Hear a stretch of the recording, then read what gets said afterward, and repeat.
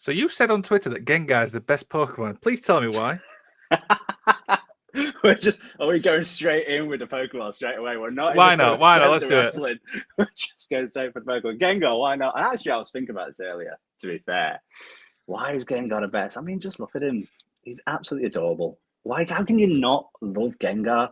Like, the Ghost Poison, it's the perfect combination. And it's just badass. And I think I've got a love for him as well from the Pokemon anime and stuff when it originally aired and everything like that back in the day. And I always remember being sort of freaked out, but then just as I got older, started to love him.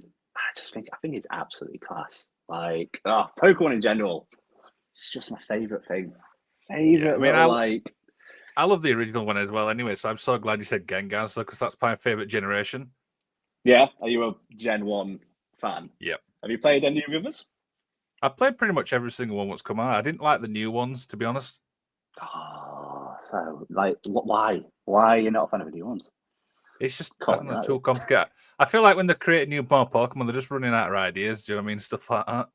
Yeah, absolutely. To be fair, I get it, but I quite liked the new ones. It's Scarlet and Violet.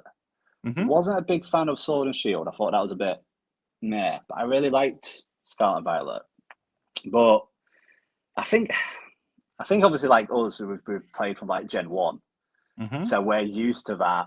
We love that pixel 4 direction kind of style, don't we? And it's all that. We love the Gen 1, push into Gen 2. But I love it for the fact that at least younger people are going to start to play it. And I hope that when I eventually have kids and stuff like that, that at least Pokemon's still going, and then I can get them into the newer Pokemon. But then I'll also bring them back to the old school and stuff like that. That's what I'm really looking forward to.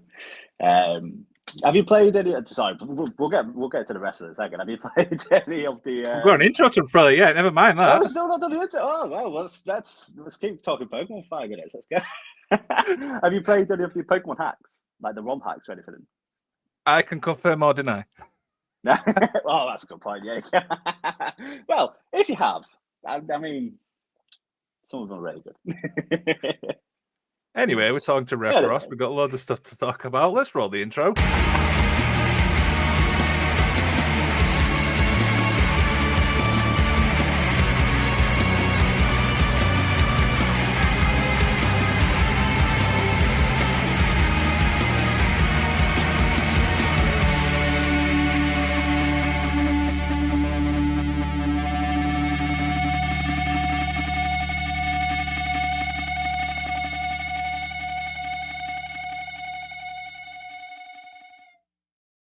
Right, so we've got that out of the way. Ross, how are we? I feel so bad now. Is that the longest it's taken for you to get to the intro video? Talking about Pokemon. I'm good, thank you very much, mate. I'm doing really well. How are you doing? I'm very, very well, mate. Do you know what I mean? Absolute blast and stuff like that. Yeah, that's probably the longest intro, but do you know what? Let's just go with it, shall we? Let's cut that down. Let's cut that down. Let's just go. Gengar's awesome. Let's not go on the Pokemon, man. Oh, dear. How's the week been, man? Usual stuff? Usual stuff, man. Work is getting busier for this time of year. So it's just trying to keep plodding on, carrying on. Looking forward to the weekends when I get to do a little bit of reffing, throwing the black and white stripes. That's what I'm living for at the minute. Let's get to the weekends. Of course. And like I said, we're talking about your career and stuff like that. So we've got loads of stuff to talk about. We've already got people obviously watching, so there may be some comments coming and stuff like that. But let's start at the beginning, shall we, Ross? How does it all begin, mate?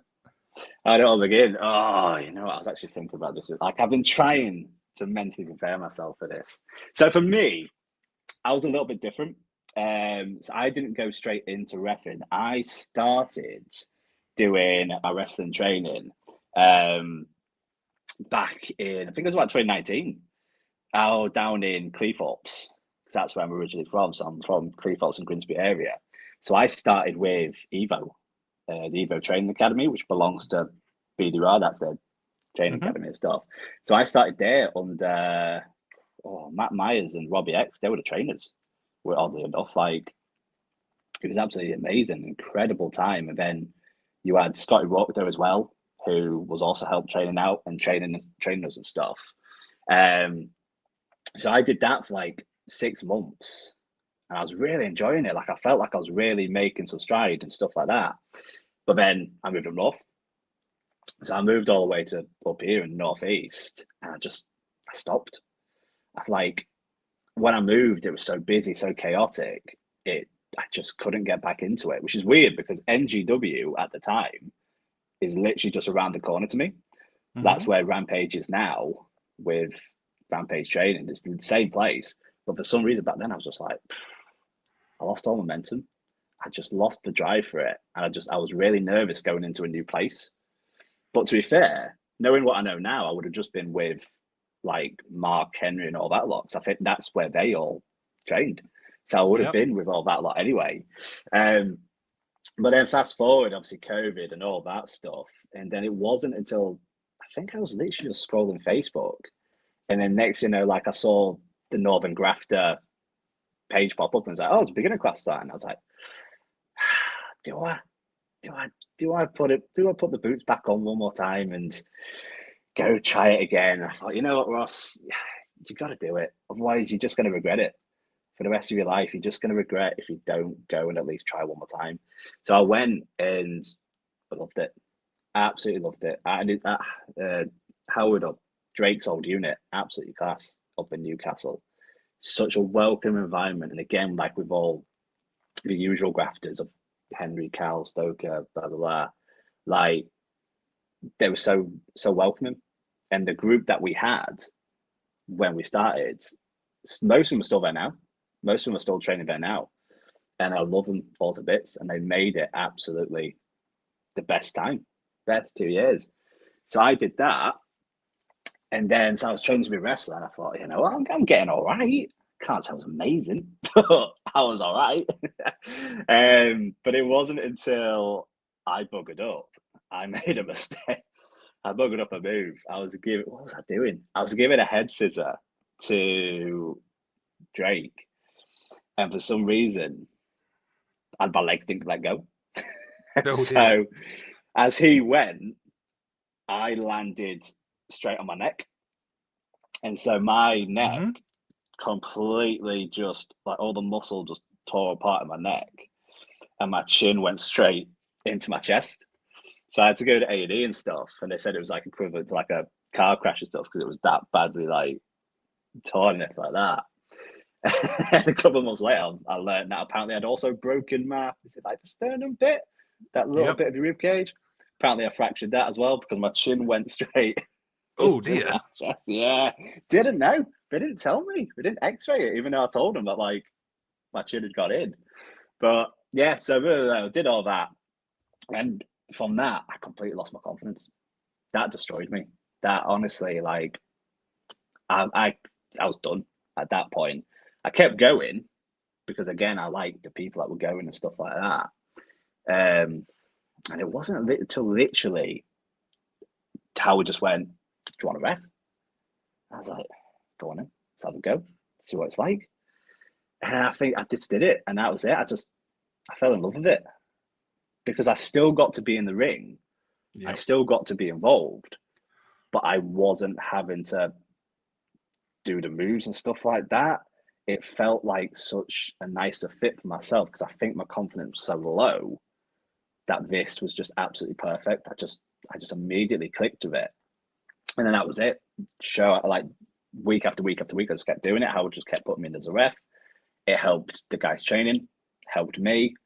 And then before I know it, next I was putting on the stripes and speaking to Rich and he was helping me along. So yeah, that's pretty much my journey so far, how I've got here, which is absolutely insane. I could do without the hurting neck though, because it still hurts now. Oh dear. Okay. So you mentioned obviously Rich there. So the two people obviously influences on yourself is Rich and obviously Scott Bell. What's it like learning from those two? Terrifying. Absolutely terrifying.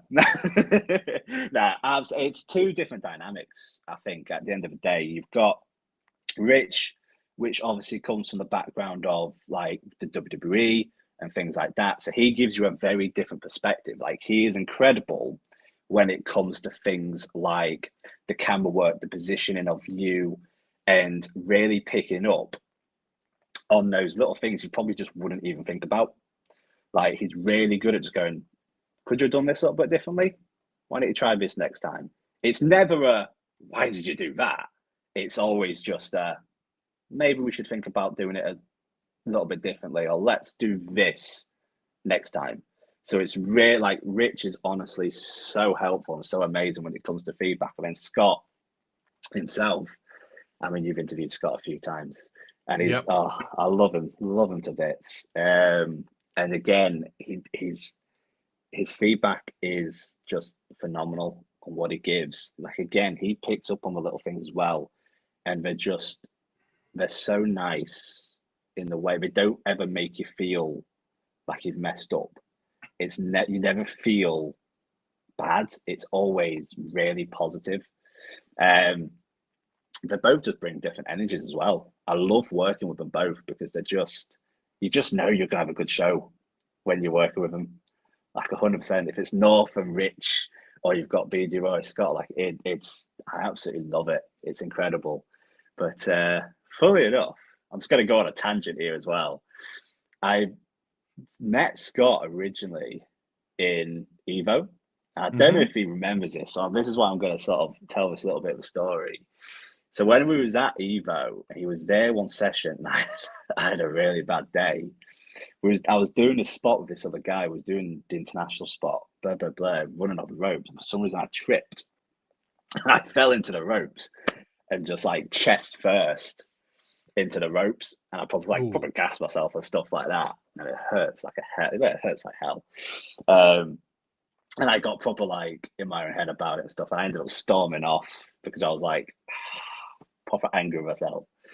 And Scott just comes out. He was the first person to come outside and be like, bearing in mind, I'd never met him before. I think this is like literally the first time I'd ever met this guy. But he comes out and he's like, mate, you're right. I was like, just really beating up. But he was just so nice about it. And he was just like, look, you just got to keep going. You just got to keep pushing through it. And things will get better. It will get easier. And I was like, you know what, man? Like, yeah, fair enough. And I did. I got back in. I kept going with it. And I don't know if he ever remembers that, but I love him for that. And it's always why we've kept in touch a little bit throughout the years and then become better friends now, I think. And I love him for it. Bless him. As you were actually telling that story, he actually posted on Instagram, because this is live on Instagram, says, proud of how far you have come, Ross. So as you were telling that, so it's kind of like linked, it's weird. Damn right. Oh, I love him. I love him to bits. He is. He's great, absolutely. So for people obviously listening, give you a little insight, obviously, what you have to learn to be a ref, what obviously goes into the training side. So, that's a good question. So for me, like, I suppose for everyone else as well. So there's a lot that has to go into it. Like, a lot of people are very quick to think, oh, it's the usual. You just got to count to 3. Or, oh, yeah, you can do count to 5. Or you go 10 sometimes. It's like, it's a funny joke the first time you hear it, then come on. But there's a lot more that goes into it. And I think the biggest thing for me would be learning the safety of the wrestlers and making sure that they are safe constantly throughout that match and making sure that they're okay and avoiding anything that could potentially get worse. I think that's the biggest thing that refs need to be trained on, is noticing when things could go wrong and if they have gone wrong and reacting quickly to that situation. Because let's face it, at the end of the day, it's about the wrestlers and it's making sure they're okay, 100%. So, yeah, I think obviously that's the main thing. Like, I completely forgot the question. I do this a lot, by the way. I'll talk, then I'll forget the question. I do apologize. That's fine. The question was, what goes into training to be a ref? Yeah, so what goes into training? So a lot of it, like I say earlier, with like Rich and stuff, a lot of it is positioning as well, and being very careful to not block cameras, but also to not block the fans as well. Because at the end of the day, they're the ones paying for the tickets. They're the ones paying for their hard-earned money. They don't need me sort of constantly blocking their view. Same as on hard cam, same as all that kind of stuff. Yeah. Leave it at that. There you go. That's brilliant stuff like that. So one of the promotions, obviously, you've done a lot of work for, and obviously I've seen a lot of your stuff, is BWR. How did that obviously all start going to work for BWR? So with that one, how did that happen? I think it was literally because I've done a few shows. No, have I done any shows at that point? I think this was literally when I just started. And obviously, like I said earlier, I knew Scott a little bit anyway. And so I think I literally just messaged him for some advice at one point when I was just starting out. I think I had my first booking, I think was Win about 2 years ago in like their February, March time, their first ever show. And that was the first people to ever book me. So everything, all my training and stuff was like literally set on that Win debut. And I think when I spoke to Scott, he was literally like, "Do you want to come down?" Because I'd go down anyway, because I'd always go watch BWR. Because me and my mate, we would have like season tickets and stuff like that. So we'd always be down. And it was like, "Do you want to come down and ref like one of the Evo Academy training?" Because they did Evo little show, but like an hour or two before BWR show. He's like, "Do you want to come down and have a go?" And I was like, "I've not really refed in front of a audience yet, to be honest." Like, I've refed in front of a few people, but nothing like the 60, 70 that you're going to get for the Evo Academy. I was like, "Sure, let's do it." Absolutely. So I went down, and like Scott was absolutely, again, so lovely and helped me so much with that. And then same with Devlin, Adam, whatever you want to call him. Like, it was so lovely to give me that opportunity as well. I didn't have to at all.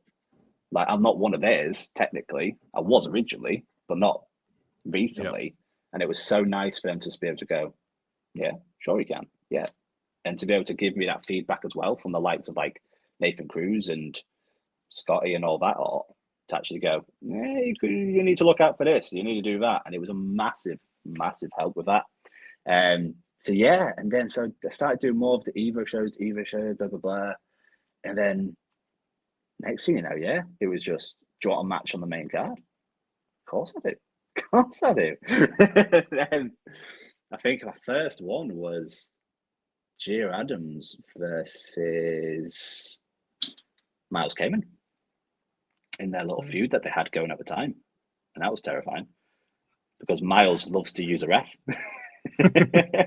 So I was literally like a deer in the headlights in that one. I was just like, "Sorry, you want me to do what, Miles? You want me to shove you?" Okay, never done this before. I don't know what I'm doing. So it's like him shoving me, and I'm just like, "Yeah." The world's most pathetic push because I just didn't know.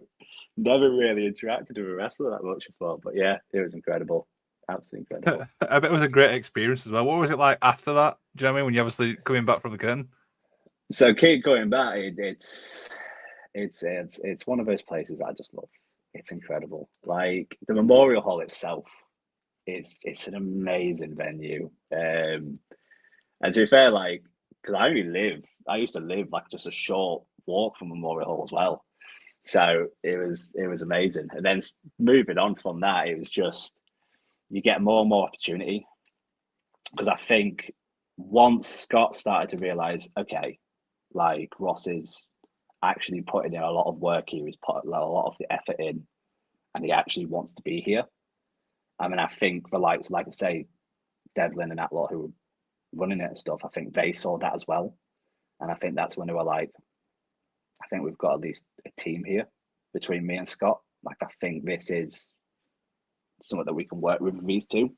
And I'm so thankful for that. And I'm so thankful that like my hard work was seen because I tried my absolute best, absolute 110% when I go BWR. Same with North, same with all that.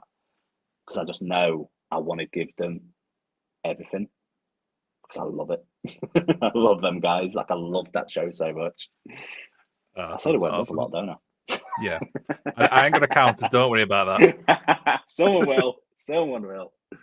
Oh dear. So obviously one person you've obviously trained with as well as stuff is Ref Katie and stuff like that. Now you get to see her a lot. Obviously she's been on the show and stuff like that, but from your point of view, what's she like? Should we give the honest answer or should we give the nice answer? Give whatever No, so answer you Katie, want. so Katie, oh bless her, honest to God. I mean, you've interviewed her once, and everyone knows what she's like by now. Who was it on She says be one of nice, your by the way, in the podcasts? comments. No. Who was it? One of your podcasts said, I think it was Stoker at the end of his podcast, and he said, "Oh, me and Katie are like twins." And to be honest, I 100% agree with that. Like, I feel like I am the younger brother, and she's the older sister. She's the crazy one. She's the ADHD.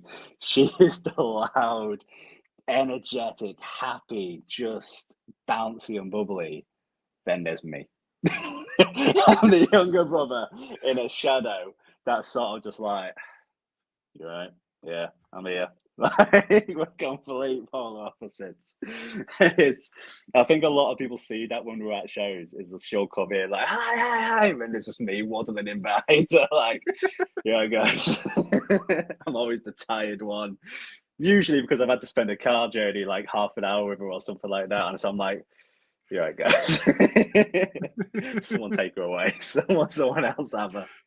Bless her. But no, honestly, like, on like a more serious note, I guess, like, I'm very, very grateful and thankful for that she's come into my life and when she did, because she's one of those people that you know that you can trust and is going to give you honesty and love. Like, she's like, yeah, so she's just honestly one of the best thing I think that's come out of refereeing and wrestling in general is the friendship that I've got with her. I feel like even if I quit like tomorrow for whatever reason, I know that me and her will be best of friends still after this. And I wouldn't want it any other way because I know we'll still see each other. I know we'll still talk every day because we've got that friendship now. We've spent too many hours on the road. She knows too much about me to suddenly disappear out of my life. But nah, honestly, I love her. I really do. She's one of my best friends, and I'm very, very grateful to having her in my life. And it's the same, let's say, with Scott and with Rich. I'm very, very fortunate to be in that position where I've got them in my life and to have and go to. Absolutely. Katie's obviously commenting saying, "Big love, Ross, one of my favourite people on the planet." Damn right. Oh, dear. And Scott Bell obviously says, "So fortunate for you two as part of the team at BWR. Wouldn't have it any other way." Damn right. I think Katie's obviously at BWR as well. Forgot about her, but yeah, she's a. She is watching, by the way. I'm just waiting for the messages later on. Why'd you say that, Barry? Yeah. She'll tell me off. Oh dear. So talk a little bit about the ref community and stuff like that. The ref community. What have we got? Who do we have? Who have we already spoke about? We've already spoke about Rich. We've already spoke about Scott. We've spoken about Katie. We've obviously got to talk about Lee and Sandy. The other infamous couple, whatever you want to call them. Yeah, I love those two. Absolutely. So much.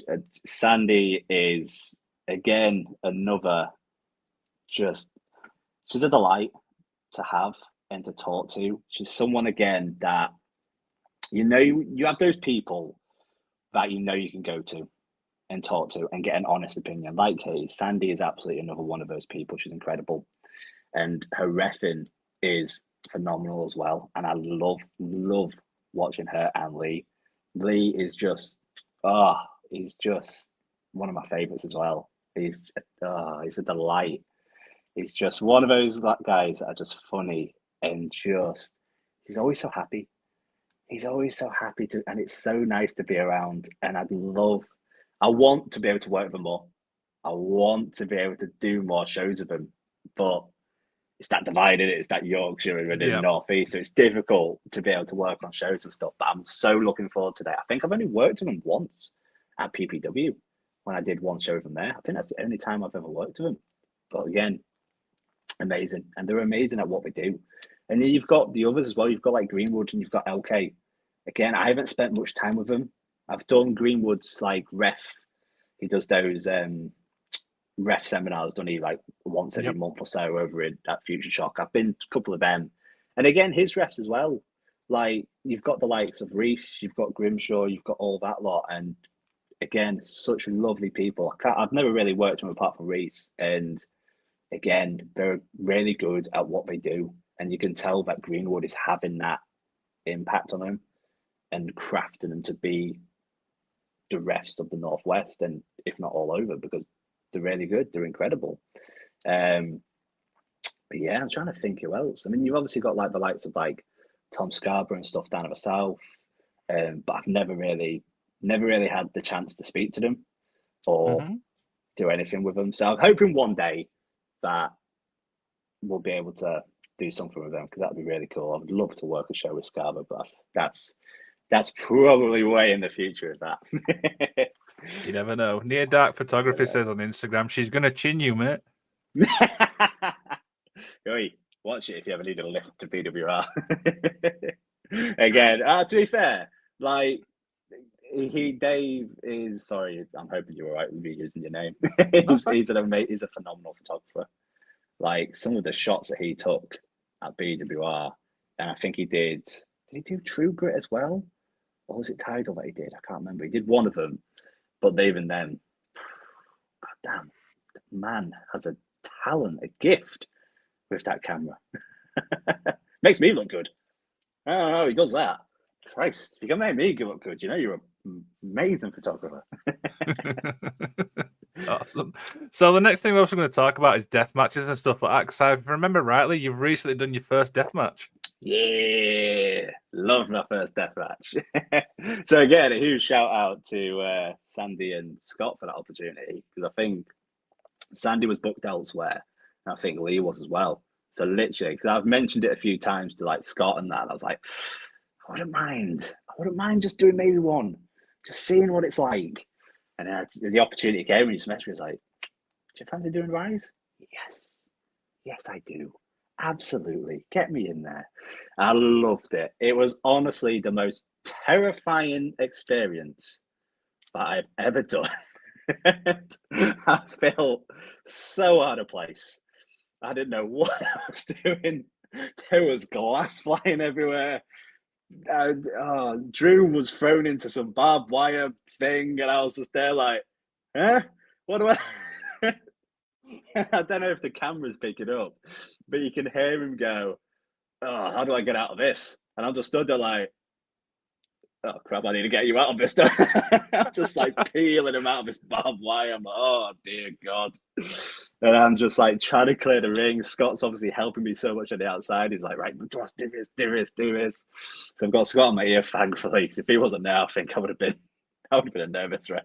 But like, there was a spot where we were doing with the darts, and I think it's the famous Drew Parker spot where he puts the dart through a piece of the cheek, and I was just there like, well, this is an experience.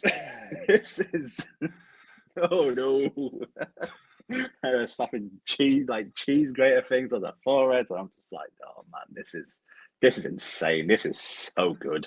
This is incredible. Like, I got out of that ring, and I went backstage, and I was just, the adrenaline was just something I've never felt before. It was so good.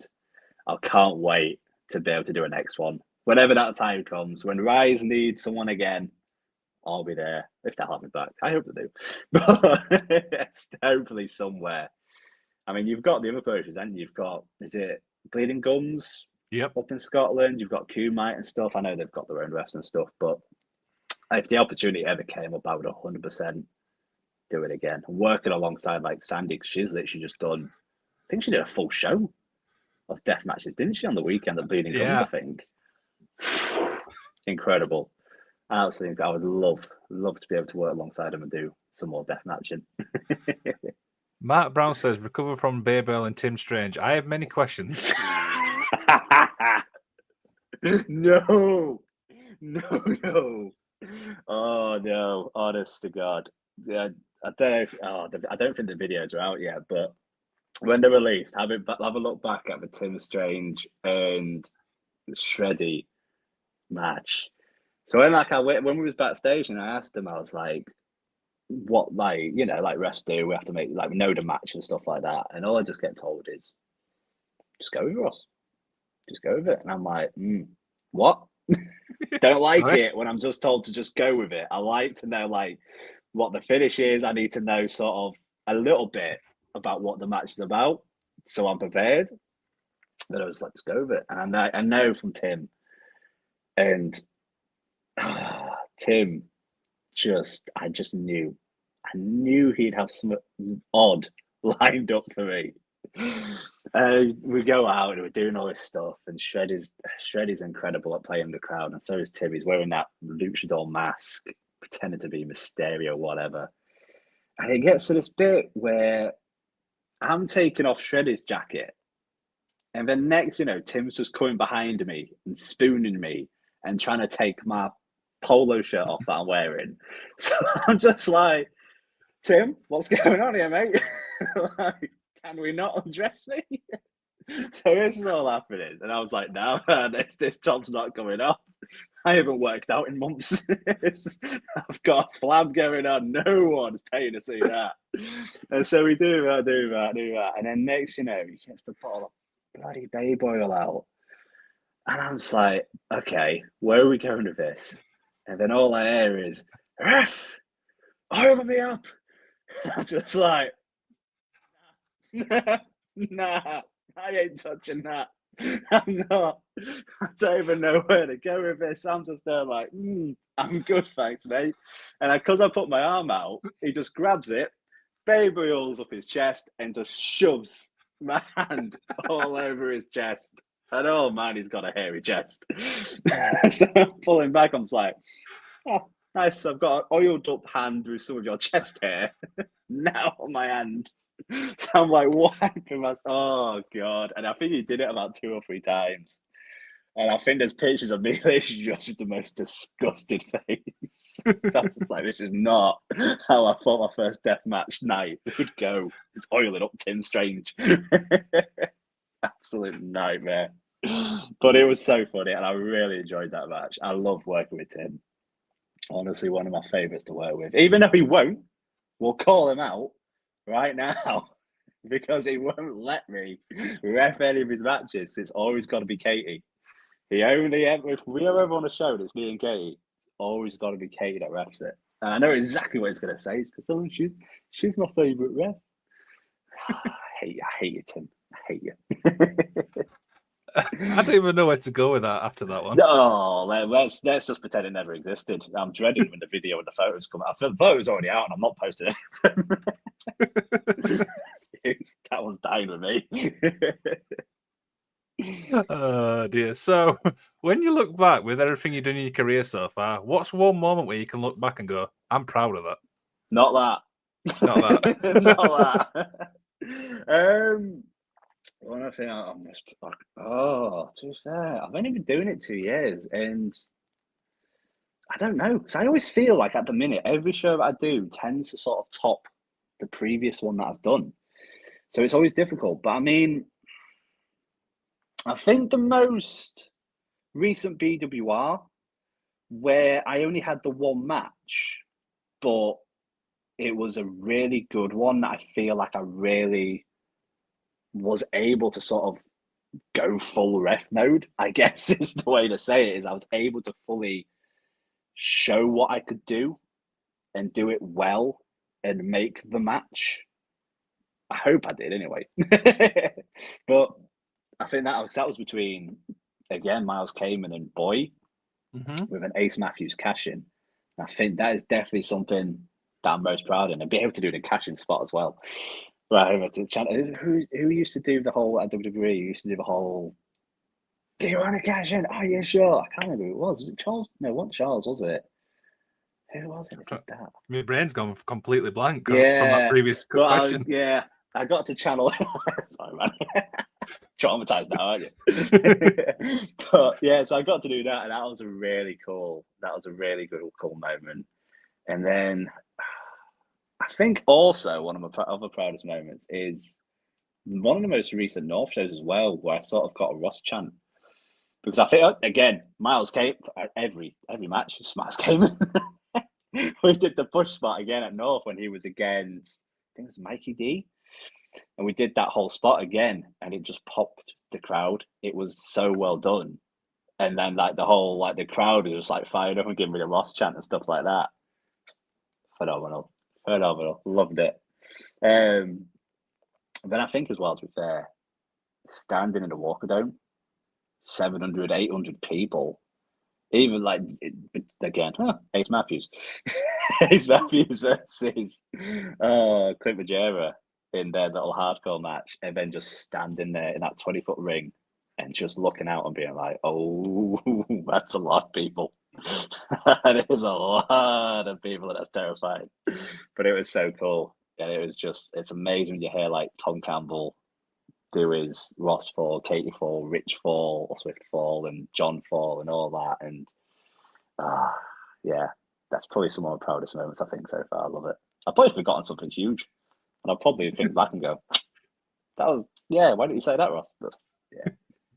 Let's catch up on the comments. Scott Bell said Mike Chioda, I believe. Is that the one? Yep. I'm not 100% sure, to be fair. I know I can see him with his short grey hair, and it's always that thing where he's outside the ropes. Like, yeah, sure. Yeah. He also said, it's okay, Ross, I'll post them for you. I think he's presuming them images. Oh, he has got those images. Damn it. No. I still feel like Tim's waiting for one day where he's just going to bombard with them all over social media. I'm dreading it. And then Rev Katie says, Jake Jester, Scotty Rock, BWR main event, ? Yeah. God damn, I forgot about that as well. Yeah. See, I knew there'd be things that I forget. This is why you have Katie in your life, because she'll remember things for you. That was terrifyingly incredible, because it was like my first ever like main event, I think, for like BWR equivalent kind of shows and stuff. And yeah, to get Scotty Rock and Jack Jester, that was, yeah. And they get slapped by Scotty Rock as well. Yeah. Seems to be a reoccurring theme with him lately. Recurring wrestlers getting taken out. Always somehow turn into Scott. This is why you don't go with Scott, because you just get bumped all the time. Well, he's not called the king of the ref bumps for nothing. Exactly. And I need to stop going with him places. He's always like, yeah, Ross, we'll take a bump. What? You've got the king of the ref bumps over there. Get him to take the bump. So when we posted on Twitter about you coming on the show, we've got a couple of questions. So let's obviously knock these out of the park. First one came from Keg Stacker. He says, can you get me on Rise? Nah, man. What made you want to become a deathmatch ref? No, I cannot get you on Rise. I have no sway. Speak to Scott. He's your best bet. But to really like becoming a deathmatch, I don't know. I think I first started loving it when it was at Rise. I think 2019. It was when they were in that period of doing something with BWR. So I think that's how I got into it. Is they had like a rivalry between the two. Where I think it was like Big F and Joe and was it Caden, I think, as well. They did like a run-in, took out some of the BWR guys, and then me and my mate Fred, bless him, we was like, let's go Rise and stuff like that. And the next thing I'm just watching Glass Tubes. I didn't know it existed really. Like I'd seen like the occasional Japanese YouTube clips of like the women wrestlers being thrown into barbed wire ropes and stuff like that. That's all I was like. I didn't really knew deathmatch wrestling was a thing.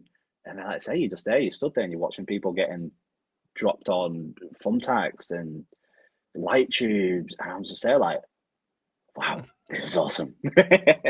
This is incredible. And I think from then, it's always just been one of those things of like, do I? Yeah, I do. I want to ref death matches. I absolutely do. And I want to keep refing death matches. But yeah, I think it stems from BWR and Rise. I think that's where my love for it came from. There you go. So this is going to be an interesting one, because you mentioned Ace Matthews a few times, and he did send a question in, and we got two people in the comments. So here we go. He said, who would win in a fight, Ref Ross or referee Scott Bell, and which promotion should put this on? And weirdly, Kate said she'll ref it. So here's the thing with Ace Matthews. He likes to talk such a big game on social media, doesn't he? But you know what? Instead of me versus Scott, I think that it should actually be Scott versus Ace. And then I can be his little protege on the outside, sort of manager on the outside. Because I would love to finally see Scott be able to get one over on Ace. Because I know they've had a bit of back and forth at the likes of True Grit or Tide, I think it is, in BWR and stuff like that. I would love for somewhere to put on that match. And like I say, I would gladly ref it, but I would also absolutely love to be on the outside and get a few cheeky shots in on him. Scott Bell said someone book it, so if anybody's listening, someone do it. Scott versus Ace Matthews. Katie can ref it, and then I can just go on the outside and cause a few shenanigans. That would be amazing. That would be definitely one of my highlights of my career if that happened. I would love that. But to be fair, I thought, like, from that question, I was like, would I ever wrestle? Would I ever do a match or anything like that? Because I know Scott's done like a few, and I think like Lee's done one recently, didn't he? I think. Yep. I've always been there. I'm like, would I ever? I don't know. Depends who it was with, I think, and like it would have to be somewhat similar to like Scott did, where it was like no DQ, and then I'm sort of just you can just use other like weapons and stuff, can't you? I don't have to take like massive bumps or something like that. But yeah, absolutely, I think I would. There's a lot of people liking it. Near Dark Photographer said he'd love to see that as well. So it's a lot of love for that. There we go. Let's get it going on X, and let's make this a bit. Oh, I just know that Ace is gonna not. There's going to be some sarcastic reply to this, isn't there? Well, that's kind of my next question, actually, because Ace is obviously on the show in a couple of weeks' time. What question shall I put to Ace from you? Oh no, I don't know. I don't. You know what? Let's lay down the challenge. Let's just lay down the challenge right here. Scott versus Ace. Me as Scott's manager on the outside. Ref Katie ref in the match. What do you say, Ace? What do you say? Talk a big game on social media. Let's have that on the ring. I could never cut a promo, could I? Jesus. I will actually be clipping this, by the way, so Ace may respond on Twitter. We don't know yet. Oh no! Notifications now. So, a few little more questions obviously begin to wind down and stuff like that. You're only 2 years in and stuff like that. So, what's obviously the goal for the rest of the year and moving into 2025? So, rest of the year, let's have a think. So, I don't know if you want to. We should do a cheeky little plug-in now for the upcoming. There we go. Just so I don't forget the name of it. Rebel Evolution. BWR, Friday the 22nd of November. I'm glad you got a date on there as well. I always keep thinking it's 23rd. But this show is huge. And to be honest, I'm so excited for this on a personal level as well. It's because the auditorium in Grimsby is one of those places where I used to go with my family over time to watch things like pantomimes and shows and stuff like that ever since I was a young kid. So since you're a young kid, I've always been like, I wanna be on that stage one day. I want to be like sort of doing something in the auditorium. And it obviously never really happened because I haven't got an artistic bone in my body. But to finally be in that auditorium and being able to ref, my family are coming, literally, even my brothers coming, my mum, my stepdad, wife, everything. It's going to be incredible to have them all there. Like, I can't wait because I've never watched me ref before. They don't really watch wrestling, so it's really special for them to come and to see me do this. But BWR alone, this show is going to be absolutely massive. Some of the talent that they've got in there, especially the main event, you've got like what? Devlin Shah Samuels. I'm going to say that wrong. Kate's going to hate it. Shah Samuels? Samuels, I said. You got Will Cruz, David Blow against the likes of the Violence Party, Scotty Rourke, Jimmy McIlwee. Love Jimmy. Big shout out to Jimmy McIlwee. Oh, love him. Again, love. Then over the other matches as well, that's what's been announced. You've got Robbie, RKJ, and all that lot. It's going to be an absolutely phenomenal show. And if you've not got tickets, grab the tickets. it's really going to be one hell of a night. And I would love to see it jam-packed out. I would love to see it full. That'd be amazing. Yeah. And which match are you looking forward to from a fan's point of view? From a fan's point of view, it would probably have to be the Robbie X RKJ, because every time they've stepped in the ring and at BWR, it's been phenomenal. It's they're banger after banger after banger, to use that weird term. It's incredible. Like, I don't know how they do it. Every match that they have, they just come up with something else, something special that just gets the fans just eating out of the palm of the hands. And just to be able to do that is a talent on its own. And it's incredible. So I really can't wait to see what stupid, high-flying, crazy spots that they do. And just, I think that's going to be a match of the night, I think, to be fair, stealing that one. Yeah, I cannot wait for that. I'm hopefully getting tickets for it myself, so hopefully we'll be seeing you there at some point. Absolutely. We'll finally meet in person. It'd be great. There you go. There you go. So this has been an absolute fun chat, Ross. Before we head off and stuff like that, mate, is there anything you'd like to plug beside that? Beside that, we've got North coming up. Don't quote me on a date because I cannot remember dates to save my life, but we've got North in the brewery coming up. That's going to be incredible. And then we've got, what have we got closing out the year? I actually can't remember. I think they're the few main ones. But then, yeah, that's pretty much me sort of done for the year. I'm going to have a nice, quiet Christmas. I'm going to have a chill one. I'm going to put my feet up, have a whiskey, and... December 7th, North, by the way. There you go. It's like I should have known this. I'll give you one guess who actually told me it. Bowers. Oh, it's okay. Don't sue me, Bowers. I love North. Oh dear. Ross, hopefully you've had a blast, my man. It's been an absolute pleasure chatting to you, my man. I've loved this, mate. I've really loved this. It's been great, and it's been lovely chatting to you. Absolutely. Thank you very much for having me. Not a problem. Cheers for watching, guys. Roll it.